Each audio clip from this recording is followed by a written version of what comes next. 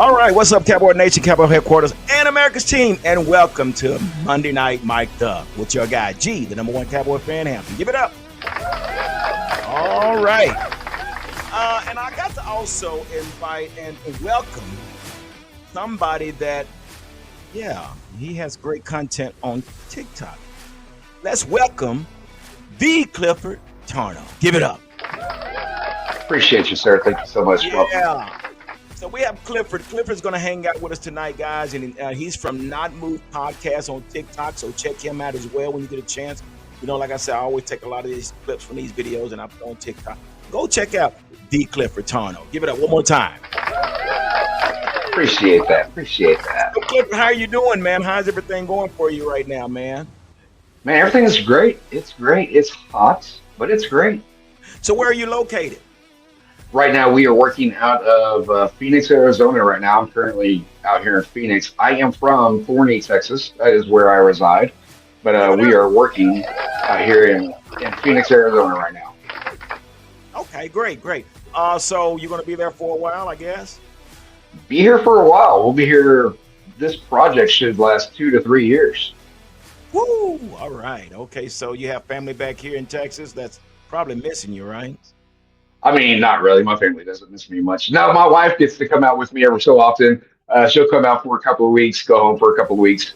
My brother, funny enough, though, he reached out to me. He saw our last bit together, and he works for the Cowboys as one of the Dallas Cowboys that dance at every home game, and he dances on the field for the halftime shows and stuff like that. Okay, so you know what we got to do. We got to get him on. Give it up. Listen, I'll get him on.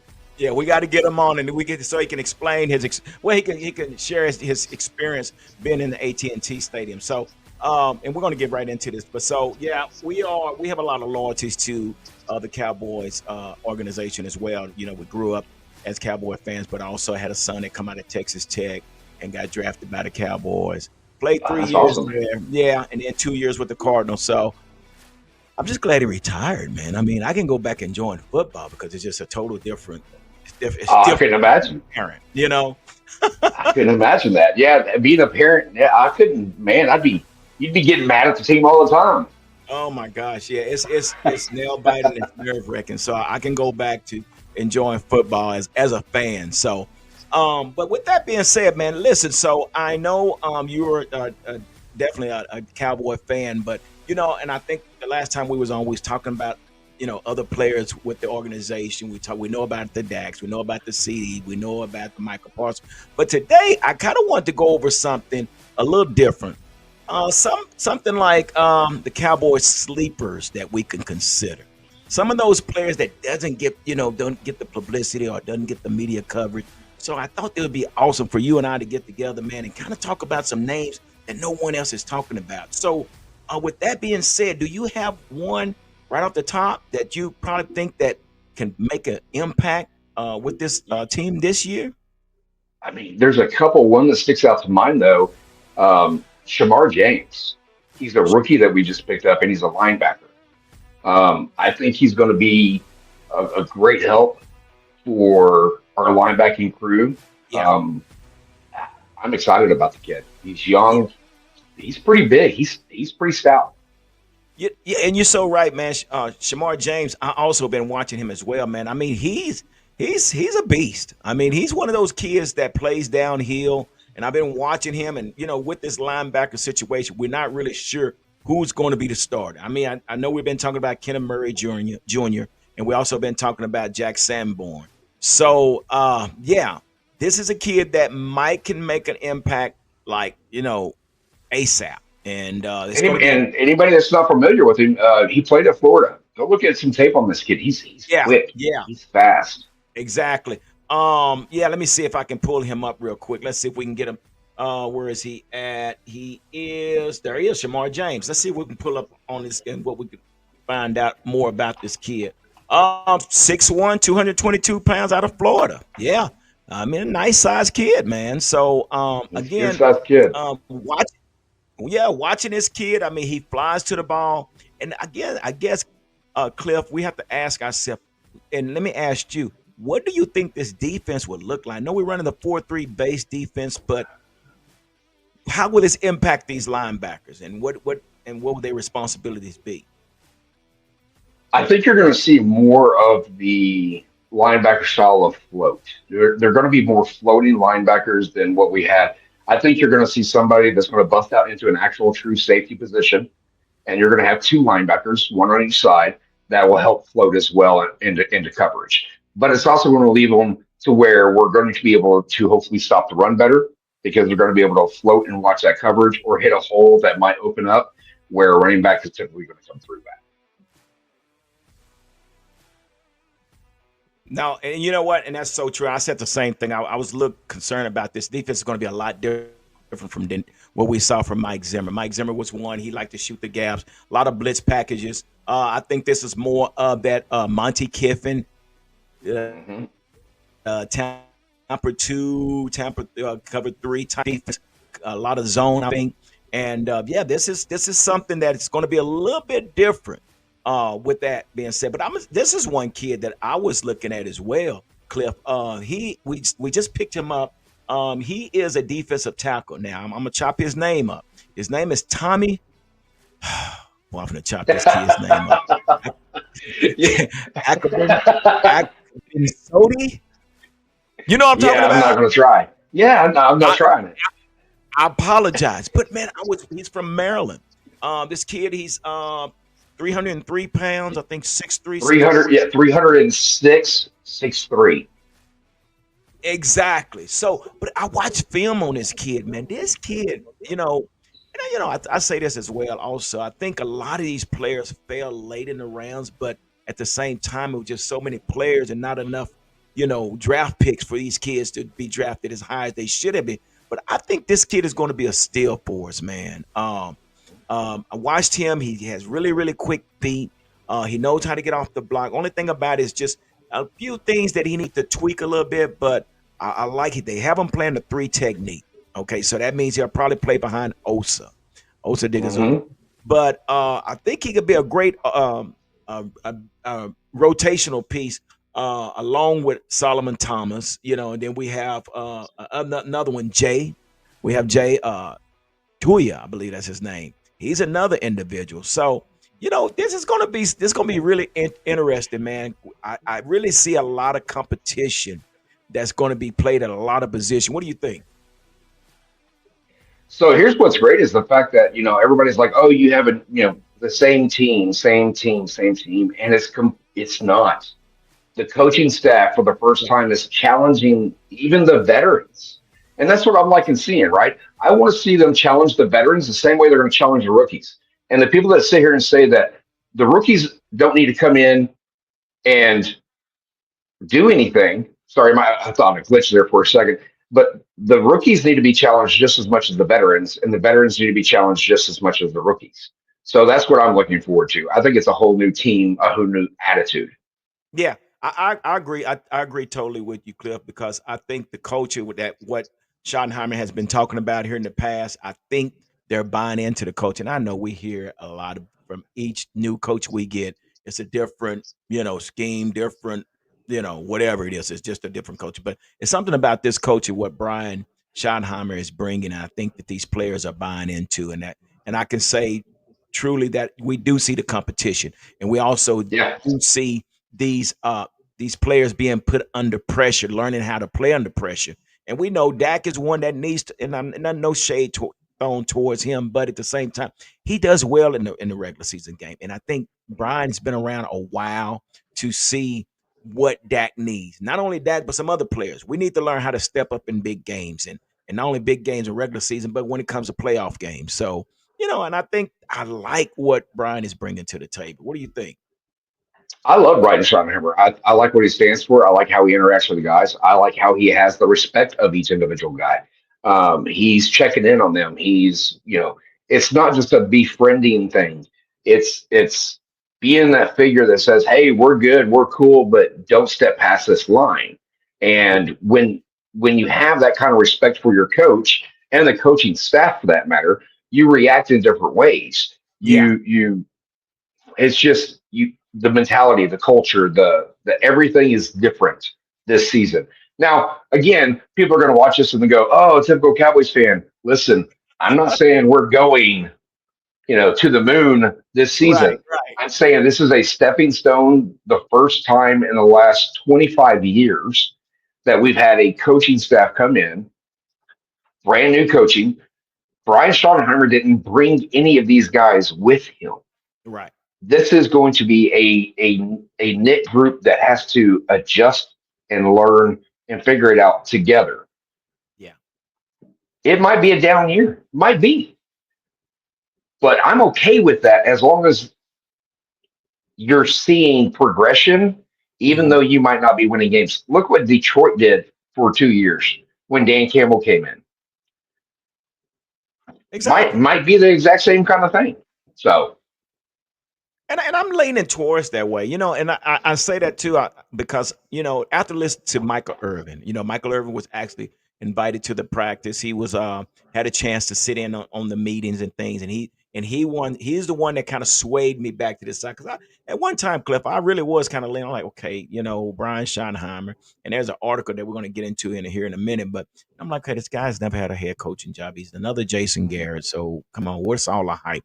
But to hear from a Hall of Famer and to hear what he had to say when he was there and what he witnessed the competition, and then he said about the playing under pressure and how they practice. Now, when I say about the practice, watching Mike McCarthy's practice, he had a he had a system that was called GPS.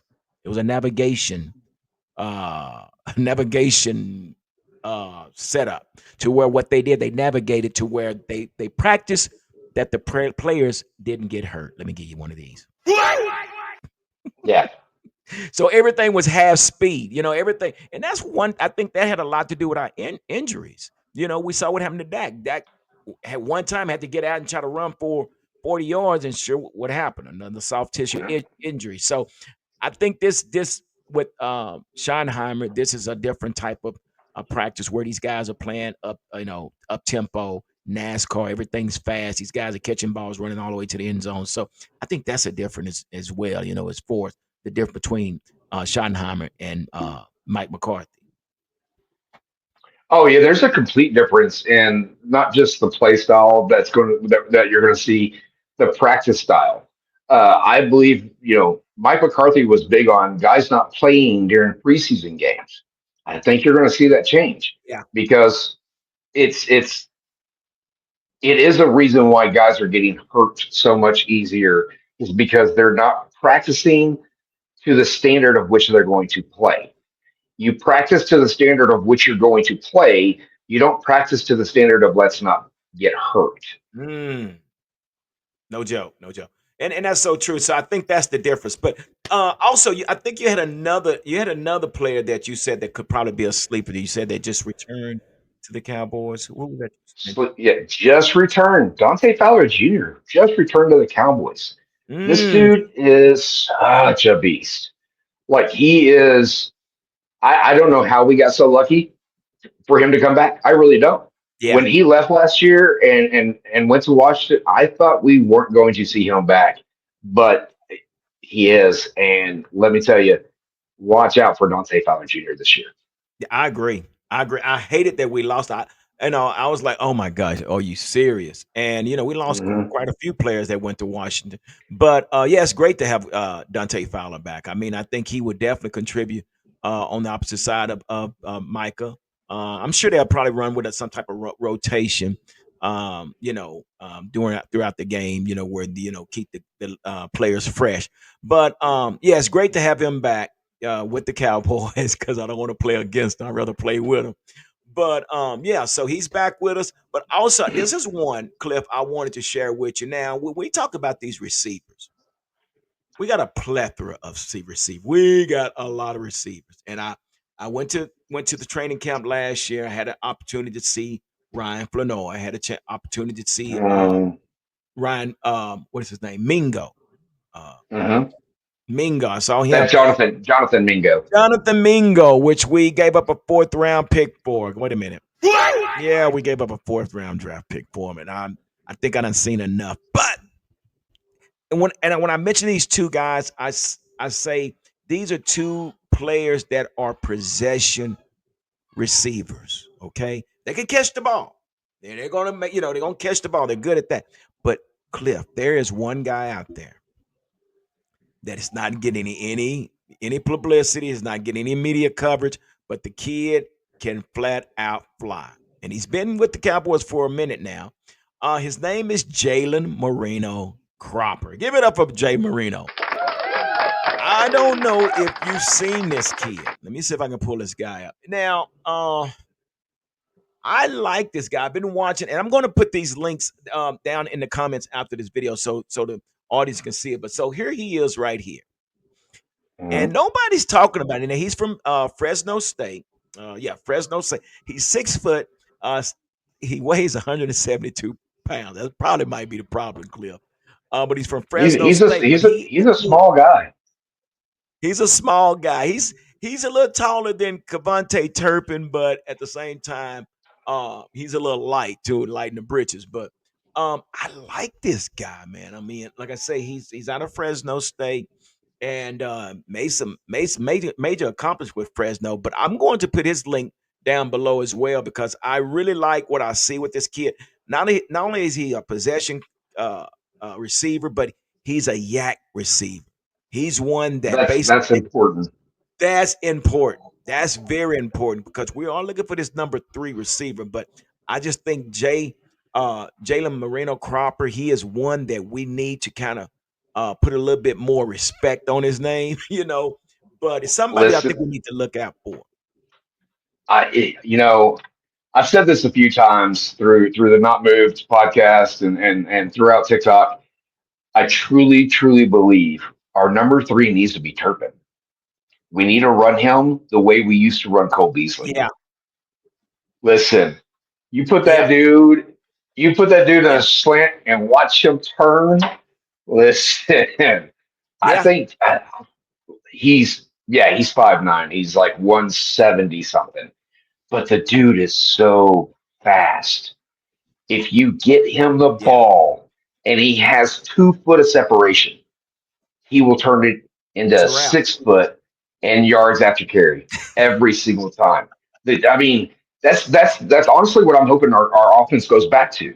I really am. I'm hoping it goes back Yeah, to a three receiver core. And look, yeah. Tolbert is fantastic, but I think Turpin is the wave of the future when it comes to how we use C.D. Lamb and George Pickens. If you put Hmm. Turpin in there, I'm telling you right now, there's no way anybody's double teamed at all on that offense. You can't.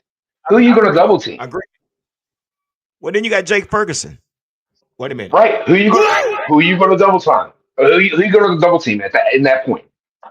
You have 4 guys in that sense. 2 of them have guaranteed yards after carry. One Yeah, of them, yeah, Pickens, is a guaranteed catch almost. And then you have Ferguson. Who, if you leave any one of the 4 open, it's a wrap. it's a Well, wrap. we become a major threat. We and that's why I say also, and I'm gonna ask you this here in a minute, Clip. But that's what I say that also this is going to fall a lot on our coaching staff. They're going to have to coach a great 100%. game. I mean, you have the weapons. There's no more excuses. There's no excuses to where we shouldn't be able to compete with other teams. But let me ask you this here though, Cliff. Um, so Cavante Turpin, so is he still going to have the special team duties, or do you look for someone else to take? Because we just signed him to a 3-year contract, so that means I, something. I, I fully, I mean, I fully expect that we're going to have him for the special teams. I think they're going to, wide receiver three has always been a split position, right? Okay, Cole Beasley right. didn't take every snap, right? Yeah. You had Brown a lot. You had other receivers that would take that three position whenever Cole was, Beasley was off the field. It'd be the same thing for Turpin. You're not going to use Turpin for every snap. You never use the same wide receiver three Yeah. for every snap almost, right? You're 1 and 2 when you have big name guys like Philly does, right? You always see Smith, you always see Brown. I think you're going to see CD and you're going to see Pickens every single snap on that Mhm. field. Mhm. It's that, but that third position, I think Turpin fits it the best. You use him in great situations. Still going to use him for punt return. I Yeah. don't think we should use him for kickoff return, but Mhm. punt return definitely. I'm the only thing I'm worried about. Two things, and it's offense and defense. It's the exact same thing. Running the ball. How are we going to look on offense? Running the ball. How are we going to look on defense? Stopping the run. That's so true. And I agree with, and that's where it falls back into our coach's hand. They gonna have to have a balanced offense. Again, we can't find ourselves playing behind the chain. We just can't do that. And Mike McCarthy, oh my gosh, I just and when you talk about Cole Beasley, we was up under Scott Linehan. That is Mm-hmm. when Dak and Zeke was at their best. Those are those years, and which Scott Linehan knew exactly. He played to their strength. He played to Dak's strength along with Zeke, but he had a balanced offense. He ran the ball. That's where we got to feed Zeke from because we ran the You ball. know who else had a balanced offense? Who was that? That Seattle team that went. Who was their offensive coordinator during those Seattle years that had a really balanced offense? Was it Brian? Brian didn't. Schottenheimer. And I think because Brian has been with this organization for the past 3 or 4 years, three something, he's had a chance to sit back and see, what he would do different. I'm sure he didn't agree with everything that was taking place, but I'm sure he had that opportunity to sit back, like, maybe. And we're seeing that with the OTAs. Everything's high pace, everything's NASCAR, different than what Mike McCarthy was doing in the past. But I also got to look at Connor Riley, and we also Mhm. got to look at Clayton Adams. These are great Yeah, additions. I These are agree. great additions as far as football, well, running scheme coaches. This was a great move. I think. I mean, how do you feel about Clayton Adams and the rest of those guys? No, I completely agree with you. It's the first time that I can remember in years now that we might actually have, because of the football IQ on this, have a decent run scheme game. And if Right. we do, I think even with the four receivers that we have, um, I'm really hoping that Jaden Blue, who's the rookie, Yeah. they get his fumbling situation because he had a fumble problem at Yeah. Texas. Even though he's lightning fast, right, Yeah. and he can make moves, he had a fumbling issue. Uh, but Zeke also had a fumbling issue when he was at Ohio State, Mm-hmm. or Mm-hmm. when he was the Buckeye. You Well, know what I he's a mean? Buckeye. That's so true. So if we can get back to where our coaches have that IQ and that trainability to the receiver, look, scheme is what has been missing for the last 5 years, in my opinion. Yeah. Even Yeah. even before we got rid of Zeke, when we had Zeke and Pollard, Yeah. Pollard was averaging, I think, 4.8 yards a carry, almost five, if I'm not mistaken. Facts. Then that following years, it just we didn't have a scheme. We need that offensive scheme that's put together. Whether it's passing or running, it needs to work well together. That's the Most big thing. So I agree with you completely. I think it's going to be a great thing. Yeah, most definitely. So this brings up the question, man. We have a big competition at tight end. Well, we know Jake Ferguson, but I'm looking behind Jake Ferguson, and the competition might fall between Luke Schoonmaker and Brevin Spanford. Brevin Spanford is standing like 6'7", and I'm turning heads. Media has been really talking highly about him. I like him myself.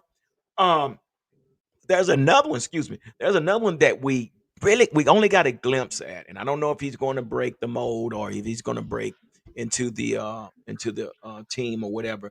John Stevens Jr. He was the one. He came in tall, rangy kid. Um, he tore his ACL. He hadn't had a chance to get back on the field, but I think there's going to be a competition with Luke Schoonmaker and Brevin Spanford. Are you familiar with Brevin Spanford at all? I am not Okay. familiar with Ford at all. I mean, I do know he's a huge dude, Yeah. right? Like you said, Yeah. 6'7", like 270. He's still young at 25. Yeah. Came out of Minnesota. I don't know the tape on him. I've not watched him. Mhm. But that's a big dude. Yeah. So, well, let me ask you this. Well, what do you think about the Luke Schoonmaker's his progress so far? Are you satisfied, or are we? I'm not. I'm not a Schoonmaker fan. Yeah. Um, I just it feels like I don't like he's only been in the league like 3 years, but it feels like six. Like you know, I am not a Schoonmaker fan. I, yeah, Yeah. I think Ferguson. I think it kind of hurt Ferguson a little bit whenever we started splitting like we were the running backs so Yeah. much versus like when we had Schultz here. Schultz, we Yeah. didn't split Schultz. No, Schultz was number I got one, it. and we treated him like the number one. So they need to pick a number one, Yeah. rather it's Schoonmaker, Ferguson, whoever it's going to be, they need to pick that number one guy and treat him like the number one guy with carry or with everything, right? Getting him the ball, getting him the plays, not just using him for his blocking ability. Because Ferguson, again, Ford will probably be our best blocking guy because he's Yeah. massive. Yeah. Like Yeah. he's a big dude. Um, but for me, Ferguson should be our number one. He's Yeah. proven himself time and time again. Yeah, he has. He has definitely proven himself, and like I said, that's where the battle and the competition will start behind Jake Ferguson. But I definitely look at him as our starter, and anybody behind. So when we look at this running back room, so who's going to be your running back? Who are you hoping? I heard you say I Jalen don't Blue, even know. But we got a deep roster at running back, man. I mean, who do you take We have outside? six. We have six running backs right now. Yeah. Oh, I don't know. I don't know. So Like Javante Williams could have. I mean, he's dealt with injury, right? Um, he could come back. He could have a comeback year. He really could. Um, Miles Sanders. I mean, been in the league 7 years. He's had some great years, behind him. He could definitely be RB2 and be really well at it. I yeah, mean, it's I don't know. It's well, hard to say for me yeah, because those two guys have injury prone, right? Or not injury prone. Let me rephrase that. They have injury history. yeah, They haven't since they've been injured. They haven't been the same back that they were before they were injured. You have um, Hunter Lipke, who's labeled as a running back. I like the kid. yeah. He's a good kid. Um, He didn't get a I want to chance. see them. You know what? But they found his niche a little bit last year, right? He's Yeah, getting to the outside edge, throwing the ball, and watch him hit somebody yeah, because that's what he does. yeah, He's powerful. Uh, I really want to see something come from Maher, yeah. You're talking Moffer, about yeah, Moffa, Moffa, Phil Maffa. Moffa, I know Phil it. Yeah, Moffa. give it I up. want to see. I want to see. Yeah, I want to see Phil Moffa and Jaden Blue duke it out. Yeah, That's what I want to see. I want to see them two guys yeah, truly, truly duke it out. Because again, you have two veteran guys that for. Well, truly, you have three veteran guys with Hunter Lipke, right? yeah, He is a veteran. Deuce Vaughn, I like the kid. He is a veteran as well. I think they should try him on some special team stuff. yeah, Honestly, yeah. um, split the special teams between him and Turpin because he's fast. He's He got is. quick legs. He's got Yeah, the juke ability, and he's small, and he can hide behind lines. give him a But chance. I want to see the two true rookies Yeah. that we have go head to head. What we only have two preseason games this year? Is it? No, I think it's three. No, I believe it's two. Oh my gosh. Didn't they change it this year to two preseason games? To 18 games now. I can't. I don't know. You could be right. You could be right. I thought it was three. We'll I look could have into swore it. they swapped it to two. Well, we'll have to look into it to verify Yeah. that to be sure. But I believe, man, if that's the case, right? Um, it is three preseason games. I just verified. It is three. Okay, Yeah. so all three preseason games, the first two, all four quarters of each, it's those two running backs, and that's it. No Yeah. matter what line you put in front of them, Yeah. no matter no matter what, it's those two. Yeah. Well, week three, I truly feel like the entire second half should be played by nothing but starters. I agree. I mean, and again, I think it's necessary for Dak to get out there and get a couple of series and under his belt. I mean, yeah, we know he's a veteran, but Give him the fourth quarter. Give him the fourth quarter in week one. Give him the fourth quarter week two. Give him yeah, the second half in week three. just get his feet back up under him. Get back acclimated to being on the field and things like this. I mean, I always say a scared man can't win, and if Jerry Jones is scared to put him in on the field in preseason, well, I mean, it's all for naught. Good grief! But no, I agree with you. But I'm like you too, Cliff. I really want to see the two rookies be our starting running back. Let's go with fresh legs. See Go what with they some, have. you know, See what they exactly, have. What's going to hurt? We're not going to have a run game again. I exactly. mean, I mean, let's let the kids come in. Let's see what they got during the preseason, at least, right? At least, Give them a chance at something. So yeah, let's see what they do in the preseason. And once the preseason rolls out, let's go from there and see. Hey, did they actually look like they could be starters in the NFL yeah. or no? Yeah, and see, here's the deal about Phil Moffitt. I think he's get a bad rep because he fell to the seventh round. Even Jaden Blue, he fell to the fifth round. But the thing with Phil Moffitt was he had an injury, so he wasn't able to participate in the combine, nor was he able to participate in the pro day. So again, he fell far in the draft. But this is a steal. If you haven't seen this kid's highlight, you need to go watch this highlight, man. This kid is a beast, and I think that's your thunder and lightning with Jaden Blue and Phil Moffitt. Let's just go with the youngsters and let them. Because here's the deal. This is what's been reported about Miles Sanders. So I think Miles Sanders played one season, maybe two seasons with the Carolina Panthers, but they said there was issues in the locker room.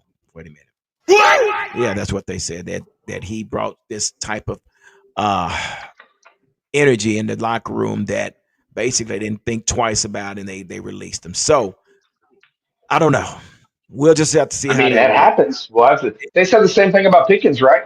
They were saying that Yeah, Pickens, made trouble in the locker room. Doesn't necessarily make it true, but yeah, doesn't necessarily make it untrue either. true. Just because there were a problem in that locker room doesn't mean that that locker room was a fit for them too. Exactly. I agree. I agree. So yeah. So again, that Cliff, I wanted to take this time, and I'm glad you came on with me, man, because I wanted to talk about some sleepers. I don't know, maybe you got another sleeper you think that's out there, but I'm just trying to get these guys some publicity and get their names out there, and I'm going to put their links in the comments so people can have a chance to give it. I don't know if we're going to have any true sleepers. I think we're going to have some guys that haven't been real healthy or didn't have a lot of play in them. Um, the kid from Notre Dame, he's a linebacker. I'm partial to linebackers, man. Yeah, I love linebackers. But Maurice Lafua, Louis, yeah, Maurice Louifau. yeah, Luafau, yeah. Mm-hmm. Yeah, I think he stepped in last year pretty well. He had some decent hits. He's young. I think. Well, actually, rephrase this. He's actually, yeah, he's 24. Twenty-four yeah, out of Notre Dame, 2 years in. yeah. Um, yeah, I think he's going to be. I think he might be all right. Yeah. I think he could contribute. I think he can. I mean, we got DeMarvin Overshown, which we know he's out, but he's definitely going to be missed, man. So next man Hang on. up. Do we know a return date for him yet? Because he's at practice. I know it. I don't. It could be. I don't He's know. trying. He's trying to, dude, from his mouth to Uh, God's ears. Right. He wants to be ready on the field week one. wow. That's Well, that's that is Overshown's words. He wants to be on the field week one. And let me tell you something. I've had two ACL replacements, Yeah. and I've never had a full knee replacement, but I have been told a full knee replacement you can Hmm. bounce back from, not not necessarily faster, but Hmm. easier when it comes to your rehab, because it's not just one piece of it that you're rehabbing and having to take slow. It's the entire thing that's building and building Yeah. as it goes.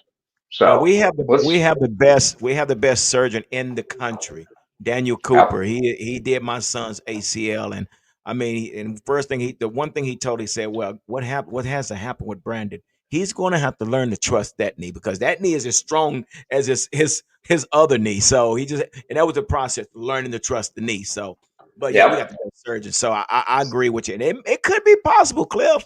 It could be Oh man, God, to have overshown week one. It'll Oh, be because listen, he is definitely a beast, man. This kid here, Overshown, kind of makes Parson look a little slow. Wait a minute. I, man, don't get me started on that. They are playing that dude so wrong right now. Yeah, Like I don't know. They ever since Dan Quinn, I don't know. Like I like the dude. I do, but sticking him at edge and leaving him there is not the play for him. and maybe Everflus might do something. I don't know. And and he It's gets not the this play bad for rap. him. He gets this bad rap, and we'll wrap it up with this. Well, second half of the season, he runs out of gas. Well, he's an undersized defensive end going against 6'7", 6'8" offensive lineman. Of course, he's going. Watch They how often the kid is double teamed, bro. How many times What, he's doing this when he's trying to get through through yeah, penetration or whatever? So yeah, yeah, they can miss me with that, Cliff. I don't like the fact that they talk so hard. I mean, I'm gonna say this here. We leave it at this, but I think Michael Parsons is the best player on this team. He's the best player. yeah. I don't disagree with you. I was watching an interview with him. Do you know who he says is the best leader on this team, though, on the defensive side of the ball? Ooh, I don't know who is that. Overshown. Huh? Wait a minute. Micah, listen, Micah has credited. So Micah's great. He's the best. He is by far the best player that we have, Yeah, especially defensively. It takes two people to stop this kid on the line every yeah. single time, um, and he wants to be the best. But he has been said he doesn't want to be the leader of the defense, and the person that should be is Overshawn. Wow. Overshown's a great leader, he says, on the defense for a young because they're almost the same age. They're a year apart, Yeah, I think. yeah, for sure. And he plays So lights out, man. He plays he lights plays out. lights out. He does.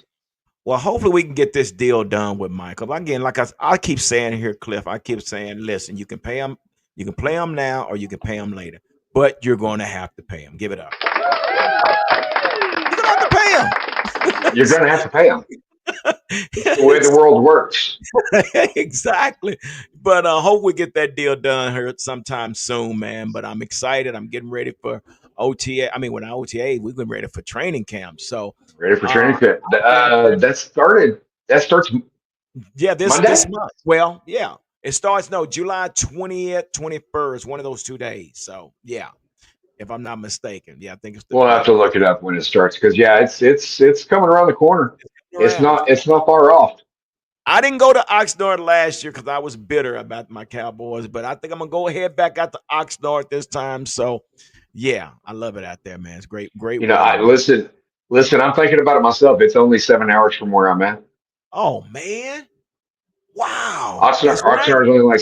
Oxnard's only like 7 hours from where I'm at. I Yeah, can go man. out there for if we don't have anything going. Now work comes first, of course, Yeah, always. sure, for Um, but if it ain't busy, I'm just saying. sure. Yeah, well, hey, maybe I'll link up with Meow. you up there, man. You never know, man. But yeah, I'm gonna pick my week that I'm gonna go up there, man, and probably just bring out some good content for our viewers and everything, so they can see what's going on. And then I'll also be able Let me for the know. sport. Let me know when you head out there. Okay, I sure will, man. I'll look on my calendar now, see what days I'm gonna go, but I'm definitely gonna make it out there. So yeah, maybe we can get the link up, man. Absolutely. Hey, Clifford, we appreciate you coming on. Hey, and everybody that's watching this Uh, video, do me a favor. Make sure you hit the like button below. Also, hit the subscription button as well. And hit the notification bell so you will be notified for the next video to be posted. Again, thank you again for you guys. And like I always say, without you guys, this is absolutely impossible. So thank you. And with that being said, Cliff, you got any last words you want to say before we get out of here? Always be kind. That's it. Just There always you be go. kind. There you go. Like I always say, continue to stay safe and be blessed. And we're out of here. Deuces.